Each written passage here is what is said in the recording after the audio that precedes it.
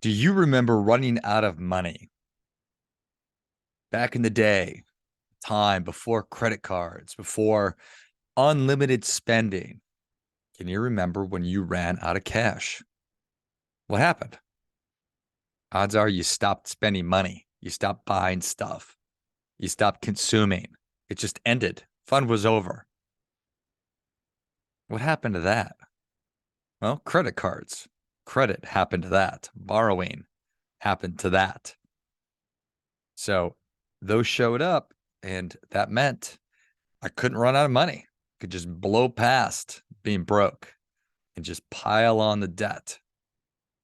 And believe it or not, while that seems like a good idea, it's really not a very good idea. It's a recipe for getting ourselves into debt, getting ourselves into financial trouble. And I speak from absolute experience on this. I remember a time where I didn't know if I had any money until I went to the ATM machine before online banking, where I would, it was like a surprise. It's like a drum roll. I'd get this little printout from the ATM and it said, "You have 8 cents." I'm like, oh no, I, I'm broke. Or I had $200. I'm like, I'm rich. Let's go. It'll be a great night. You remember that? Maybe you don't. I'm 44. Like many of you are considerably younger than I am, which is awesome. And bad because you don't remember running out of money. And you've only been alive during this time where we have ubiquitous and instant access to our balances and our accounts and stuff like that. And if you were somebody like me, who certainly was not balancing a checkbook, certainly not keeping a budget, certainly not tracking cash flow, it was just you would find out if you had money when you went to that ATM or you actually went to the bank or something like that. But I tell you what, everything going on in the world, and there is a lot going on in the world every day. It's some new thing. It's amazing the speed at which stuff changes and the amount of crap that is coming our way all the time and demanding our attention and overwhelming us, quite frankly. I don't know how you don't feel like your head is swimming or you're overwhelmed. But what's true is true.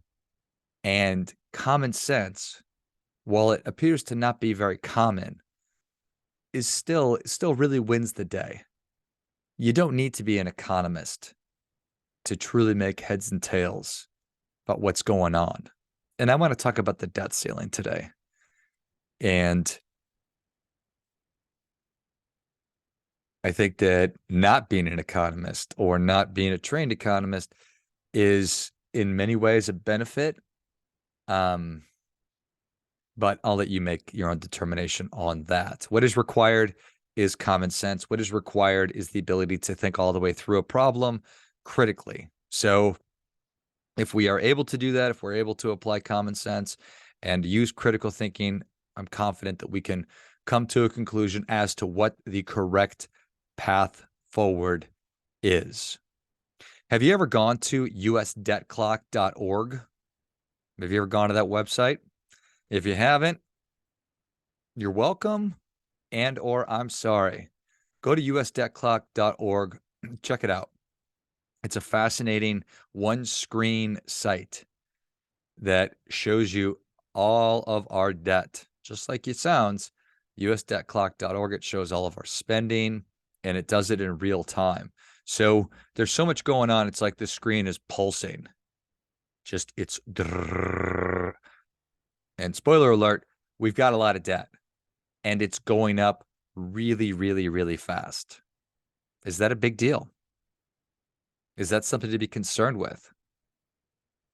Depends who you talk to. Depends what economist that you are talking to. And I'm going to get into that in just a second. But what brings us here is the debt ceiling. Democrats appear to want to raise the debt ceiling. Republicans appear to want to not raise the debt ceiling.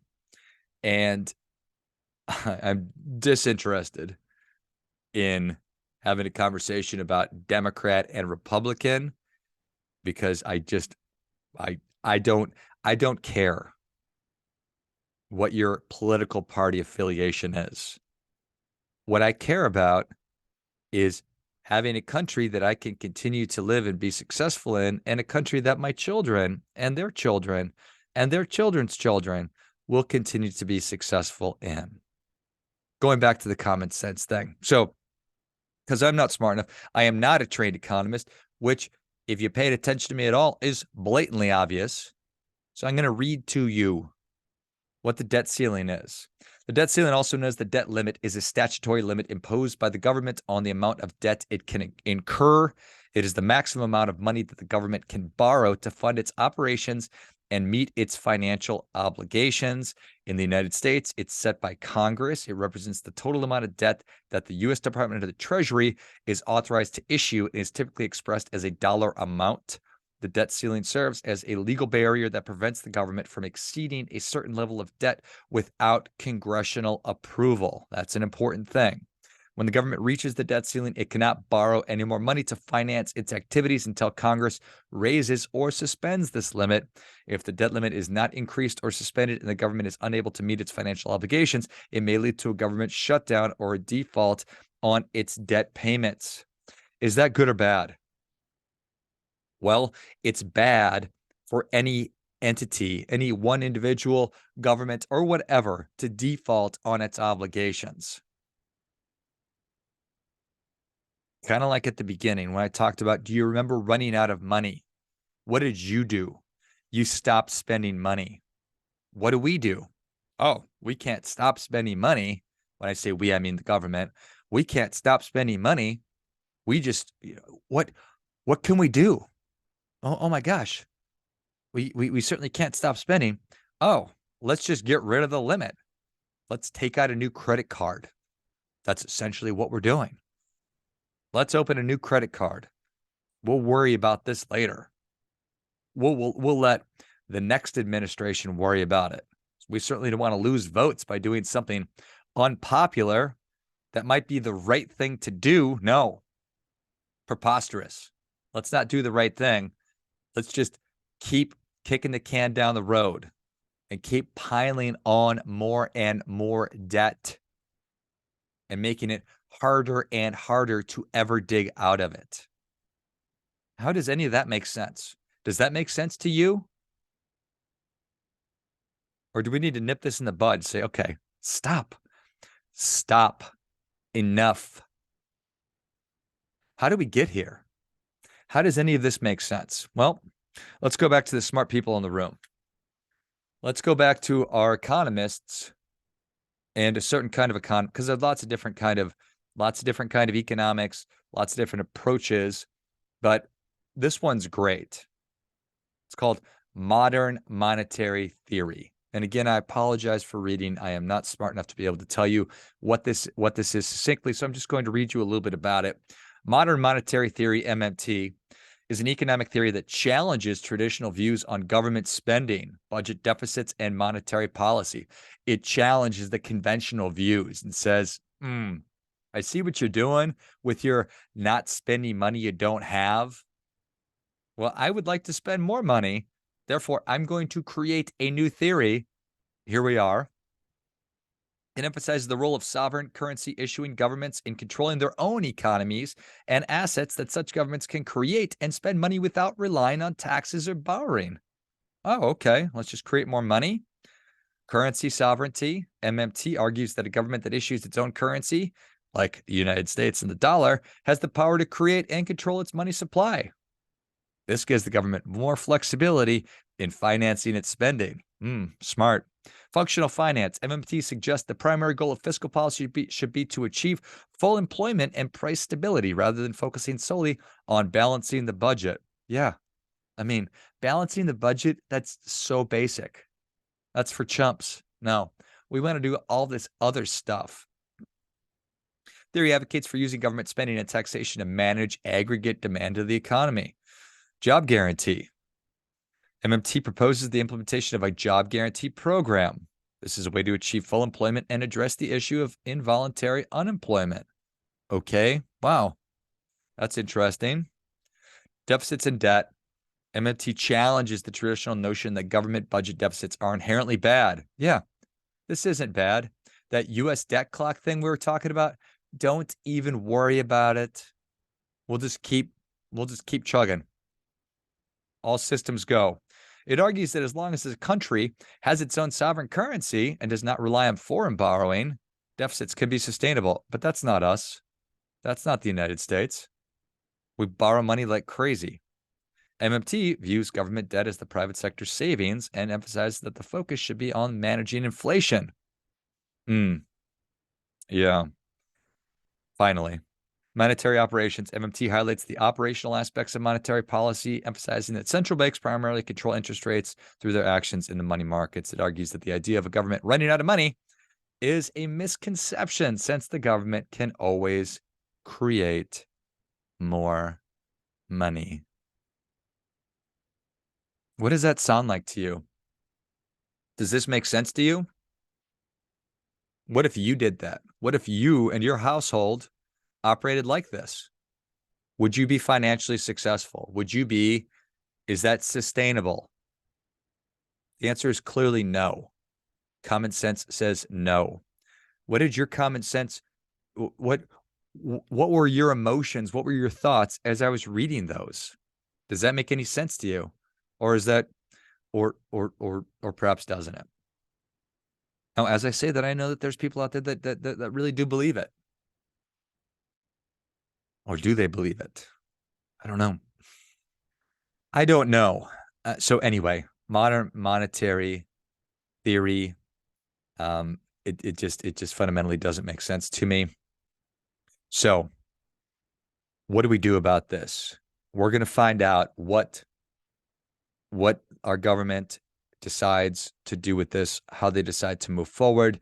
There is a Wall Street Journal article that I will put in the notes that talked about how the Biden administration is considering utilizing the 14th Amendment as a way to bypass Congress and increase or suspend the debt ceiling. Another name for that is the Biden administration has made the decision to rearrange deck chairs on the Titanic. So, because I've been reading today and because you love hearing the sound of my voice, I believe this is the last time I'm going to, no, maybe not. The 14th Amendment. There's a couple of important things about the 14th Amendment. Fundamentally, the 14th Amendment deals with equal protection under the law. It is there to create or to protect the rights of citizens. But it also says in Section 4 of the 14th Amendment that the validity of the public debt of the United States authorized by law, including debts incurred for payment of pensions and bounties for services in suppressing insurrection or rebellion, shall not be questioned, but neither the United States nor any state shall assume or pay any debt or obligation incurred in aid of insurrection or rebellion against the United States, or any claim for the loss of emancipation of any slave, but all such debts, obligations, and claims should be held illegal and void. So there's a section there talking about the validity of the public debt of the United States, which they are exploring as a workaround to the debt ceiling problem that they are experiencing. Section 5 says the Congress shall have power to enforce by appropriate legislation the provisions of the article. There's also a quote in that journal piece from Joe Biden. He says, "I think we have the power to do it." Okay, so he thinks, based on his reading, his interpretation, or somebody in his administration's reading and interpretation, that they'll be able to use this to circumvent the process, and instead of having Congress approve it or whatever, that he is able to do this. And I think that this is a glowing example, a perfect example of why the United States government has three branches, and which you already know: the Congress, legislative, or rather Congress, which is the House of Representatives, the United States Senate, the executive, which is the President of the United States, and then the judiciary. So why those are there is to, theoretically speaking, prevent one person, in this example, the President of the United States, from doing whatever he or she desires.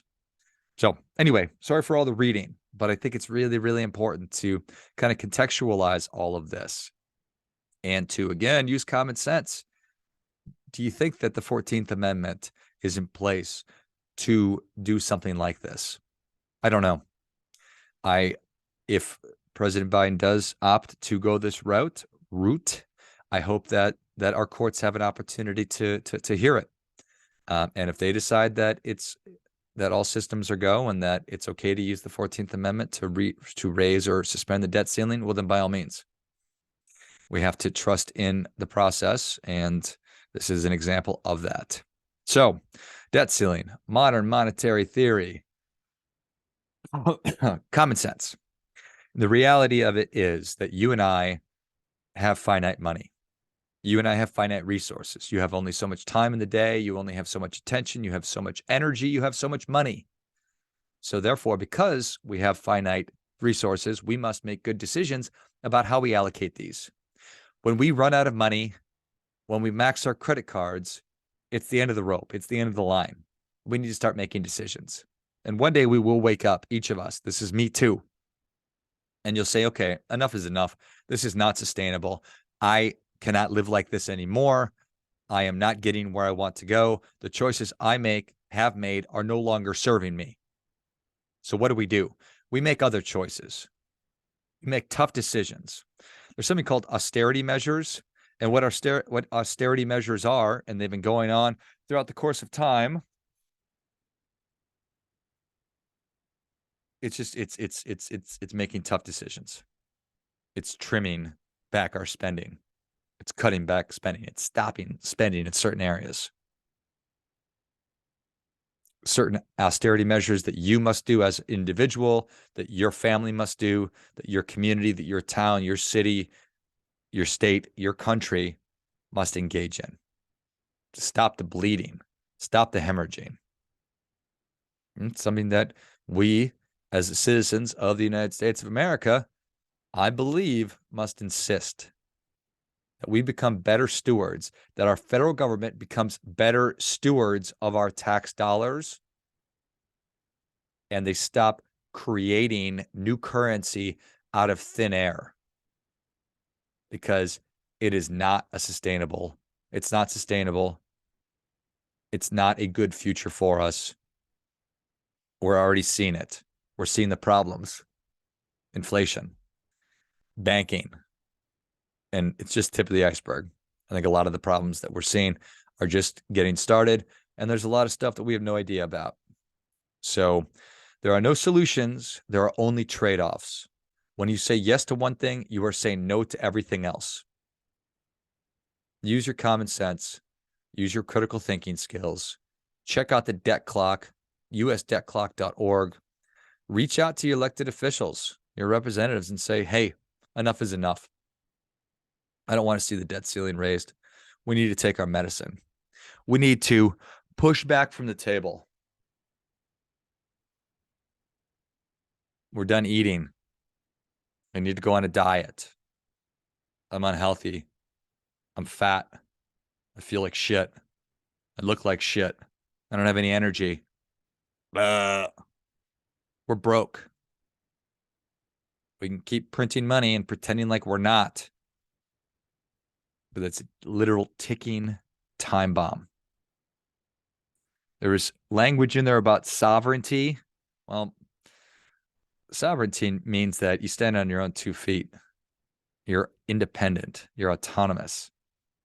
When we're drowning in debt and we're drowning in the debt of other countries and nations, we're not independent. We're not sovereign. We can be again. Just need to start getting our act together. Starts with you and I at home. Starts with you and I making good decisions. It starts with you and I advocating for what we believe to be correct and speaking up and saying enough is enough. Reach out to your elected representatives at the state level. Reach out to your elected representatives at the federal level and tell them, hey, enough is enough. We're not going to raise the debt ceiling. We need to figure this out. We need to find another way forward, not just a blank check and unlimited spending that goes and continues to erode what is most important to us and our autonomy. All right, so there it is. You remember running out of money. This problem of credit, it's true for you and I as individuals, as families, and it's true for the federal government too. So as always, do your part by doing your best.